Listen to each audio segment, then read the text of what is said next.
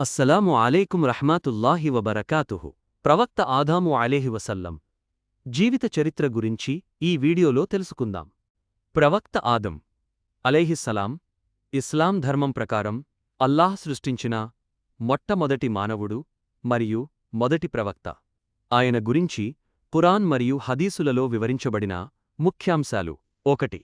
ఆదం అలైహి వసల్లం సృష్టి. అల్లాహ్ భూమిపై తన ప్రతినిధిని ఖలీఫా ఉంచాలనుకున్నప్పుడు ప్రపంచంలోని వివిధ ప్రాంతాల నుండి సేకరించిన మట్టితో ఆదం అలైహివసల్లంను సృష్టించాడు. అల్లాహ్ తన ఆత్మను ఆయనలో ఊదగానే ఆయన సజీవమయ్యారు. ఆయనకు అల్లాహ్ అన్ని వస్తువుల పేర్లను మరియు జ్ఞానాన్ని నేర్పించాడు.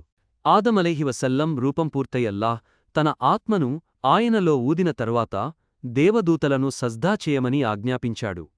మేము మలాయికలతో దేవదూతలతో ఆదంకు సజ్దా చేయండి అని అన్నప్పుడు ఇబ్లీస్ తప్ప అందరూ సజ్దా చేశారు. వాడు అహంకరించి తిరస్కరించాడు. సూరా అల్ బఖరా 2-34. ఆదం అలైహివసల్లంను సృష్టించిన తరువాత అల్లాహ్ దేవదూతలందర్నీ ఆయనకు గౌరవ సూచకముగా సజ్దా సాష్టాంగ నమస్కారం చెయ్యమని ఆజ్ఞాపించాడు. అందరూ సజ్దా చేశారు కాని ఇబ్లీస్ షైతాన్ తన అహంకారంతో నిరాకరించాడు. నేను నిప్పుతో సృష్టించబడ్డాను, ఆదాము మట్టితో సృష్టించబడ్డాడు కాబట్టి నేను ఇతనికంటే గొప్పవాడిని అని వాదించాడు. దీనివల్ల వాడు ఇబ్లీసు వల్ల కరుణకు దూరమయ్యాడు. హవ్వా అలైహిస్సలాం సృష్టి మరియు స్వర్గవాసం. ఆదం అలైహివసల్లం ఒంటరితనాన్ని తొలగించడానికి అల్లాహ్ ఆయన పక్కటెముక నుండి హవ్వా అలైహివసల్లంను సృష్టించాడు. వీరిద్దరూ స్వర్గంలో సంతోషంగా ఉండేవారు. అయితే స్వర్గంలోని ఒక నిషిద్ధ వృక్షం ఫలాన్ని మాత్రం తినవద్దని అల్లాహ్ వారిని ఆజ్ఞాపించాడు. ఆదం మరియు హవ్వా అలైహివసల్లంలకు స్వర్గంలో ఉండమని అల్లాహ్ అనుమతిస్తూ ఒక హెచ్చరిక చేశాడు. ఓ ఆదం, నువ్వు నీ భార్య స్వర్గంలో నివసించండి. అయితే ఈ వృక్షం దరిదాపులకు వెళ్లకండి, వెళ్తే మీరు అపరాధులవుతారు. సూరా అల్ బఖరా 2-35. షైతాన్ వారిని వంచించి ఆ పండు తినేలా చేశాడు. అయితే తమ తప్పు తెలుసుకున్న ఆదం అలైహివసల్లం అల్లాహ్ నేర్పిన పదాలతో ఇలా క్షమాపణ వేడుకున్నారు. మా ప్రభూ, మేము మా ఆత్మలకు అన్యాయం చేసుకున్నాము. నువ్వు మమ్మల్ని క్షమించి కరుణించకపోతే మేము నాశనమైపోతాము. సూరా అల్ అరాఫ్. తప్పును క్షమించాడు కాని వారిని మరియు వారి సంతానాన్ని ఒక నిర్ణీత కాలం వరకు భూమిపై నివసించమని పంపాడు.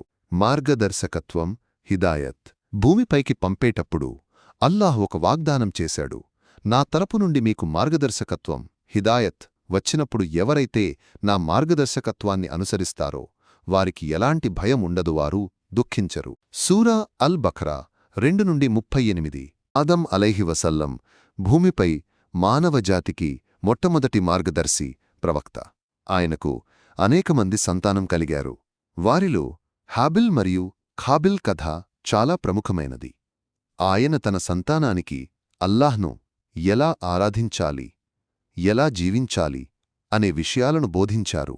మానవులందరినీ బనీ ఆదం, ఆదం సంతానం అని పిలుస్తారు. మలాయికల కంటే మనిషికి ఉన్న ఉన్నతమైన జ్ఞానాన్ని ఆదం అలైహివసల్లం ద్వారా అల్లాహ్ నిరూపించాడు. జరిగినప్పుడు అహంకరించకుండా అల్లాహ్ ముందు పశ్చాత్తాపం చెందడమెలాగో ఆయన జీవితం నేర్పుతుంది. ప్రవక్త ఆదాము అలైహివసల్లం జీవిత చరిత్ర తెలుసుకున్నాం కదా.